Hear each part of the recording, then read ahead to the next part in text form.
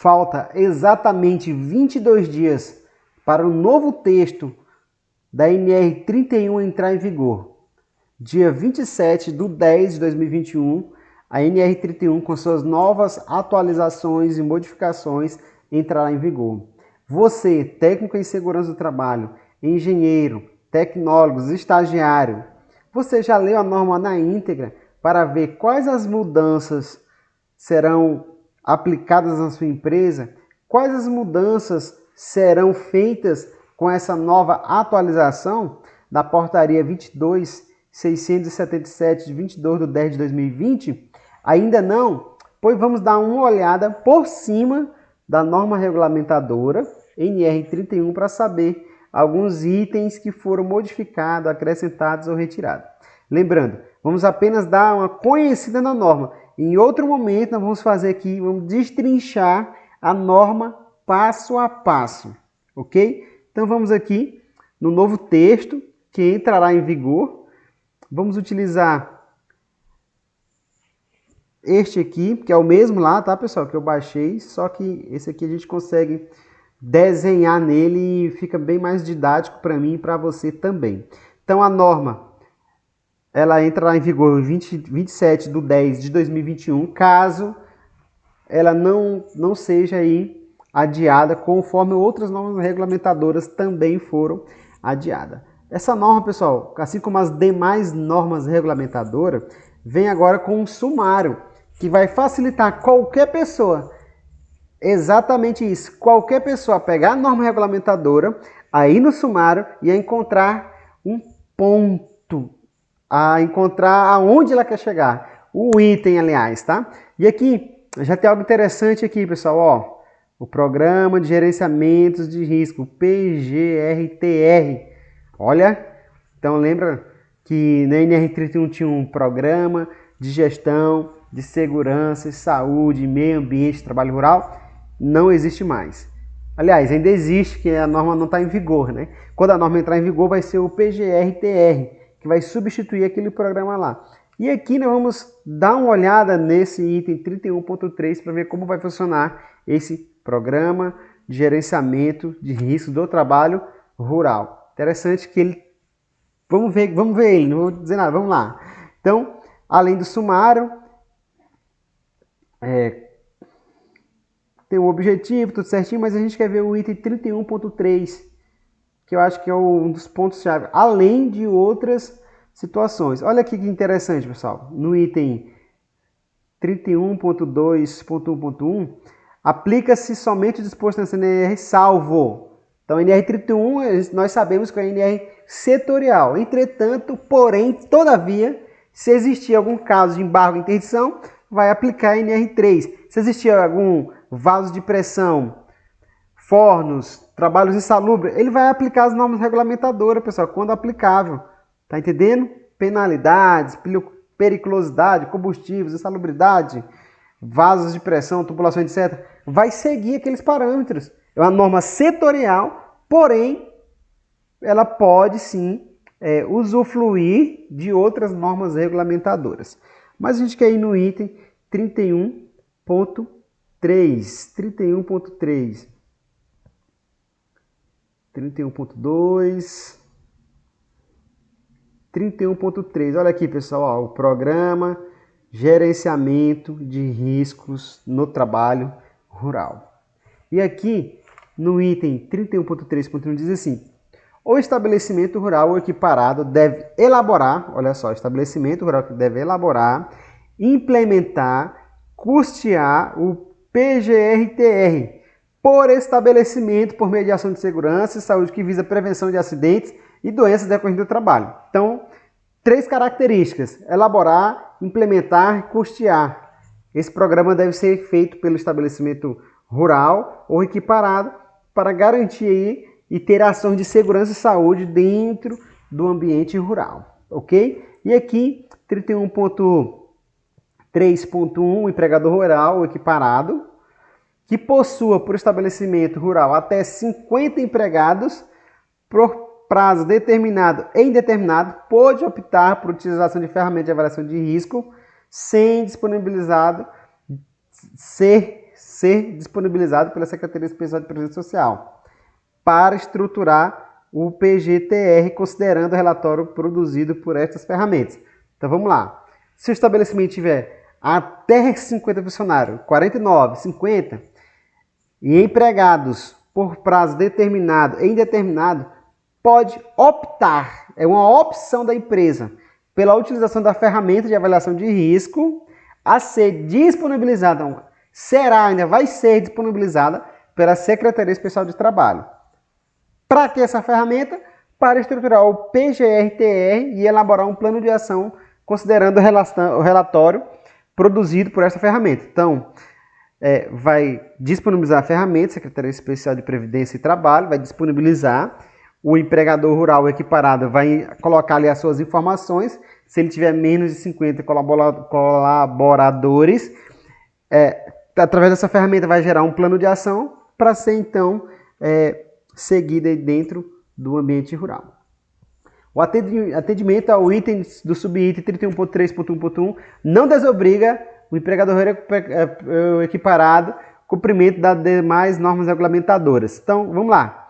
O cidadão tem menos de 50 e acha que só pegar a ferramenta disponível ali pelo CPRT, que está tudo ok. Não desobriga ele a usufruir de outras normas regulamentadoras.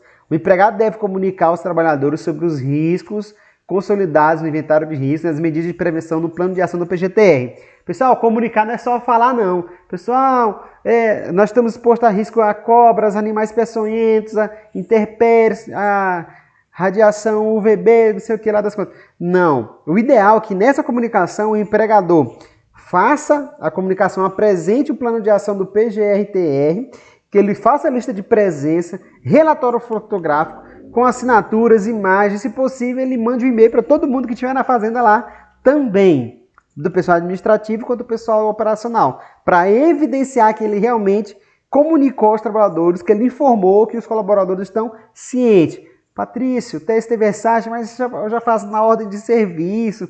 Pessoal, quanto mais informações, quanto mais evidências você tiver, melhor para o empregador, melhor para a segurança, melhor para os colaboradores que estarão recebendo esse conhecimento e vão se conscientizar, sem sombra de dúvida, mais ainda. Então, o PGTR deve contemplar os riscos químicos, biológicos, físicos, de acidente e aspectos ergonômicos, sendo sua abrangência e complexidade dependentes das características da necessidade de controle.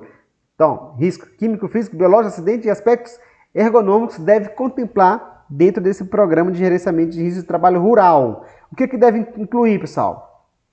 Levantamento preliminar dos riscos, sua eliminação quando possível, avaliação dos riscos ocupacionais, que não podem ser completamente eliminados, estabelecimento de medidas de prevenção com prioridades e cronograma, implementação de medidas de prevenção de acordo com a seguinte ordem: eliminação dos fatores de risco, minimização e controle das fontes de risco e adoção de medidas de proteção coletiva, minimização de controle, fator de risco, adoção de medidas administrativas e etc. E, por fim, o equipamento de proteção individual. Então, aqui, pessoal, está uma etapa bem clara de como você deve elaborar o programa de gestão de risco do trabalho rural. Tem todas as etapas aqui, pessoal.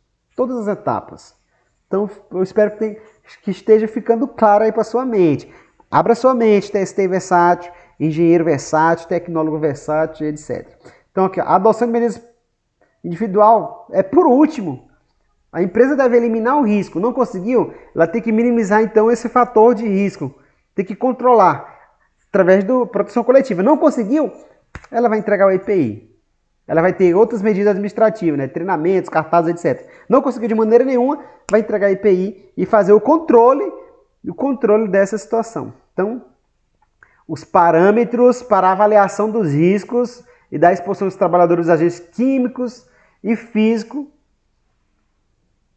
e os critérios para a prevenção dos riscos de saúde dos trabalhadores decorrentes de exposição ocupacional devem ser realizados conforme NR9, avaliações e controle de exposição aos agentes físicos, químicos e biológicos. Pessoal, tem o NR9, que era o antigo PPRA, Programa de Prevenção de Riscos Ambientais, será extinta.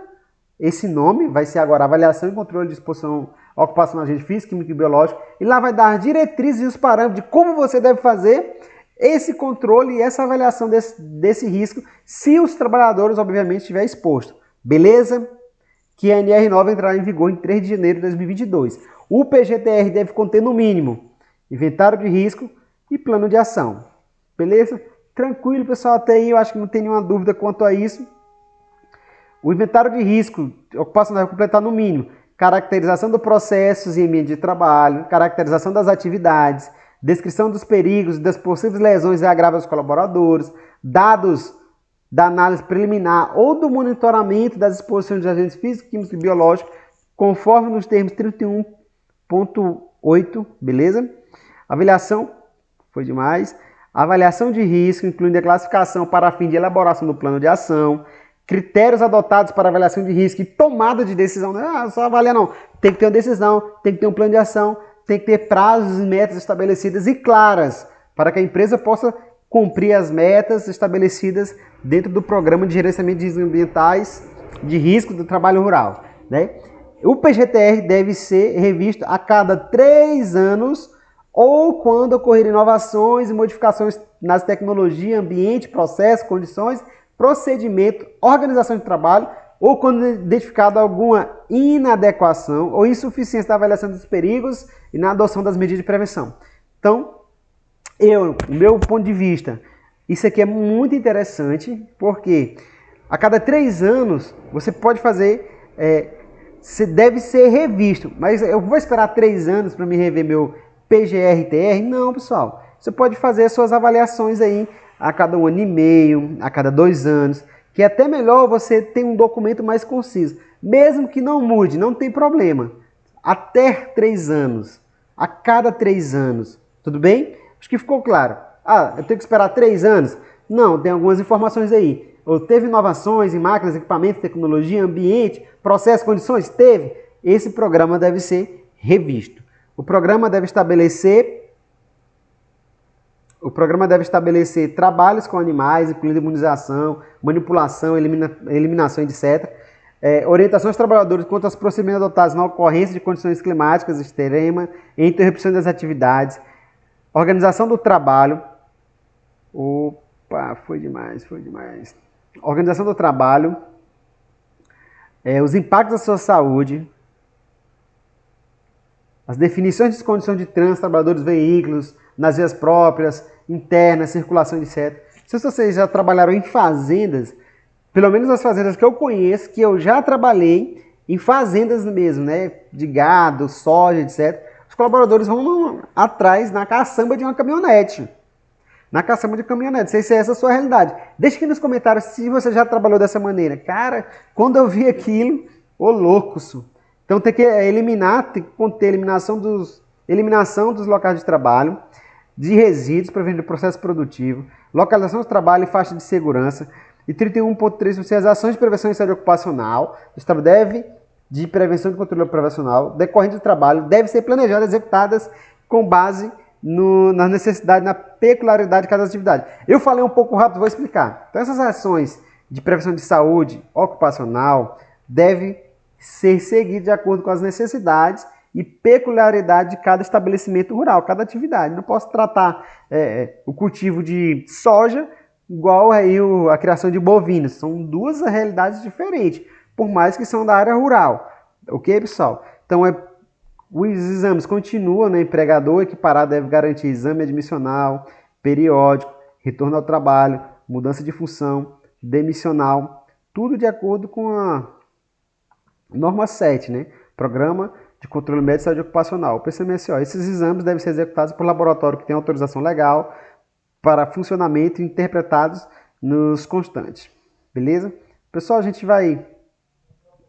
vamos parar por aqui, mas aqui só uma prévia, vamos fazer uma live falando o passo a passo da norma 31.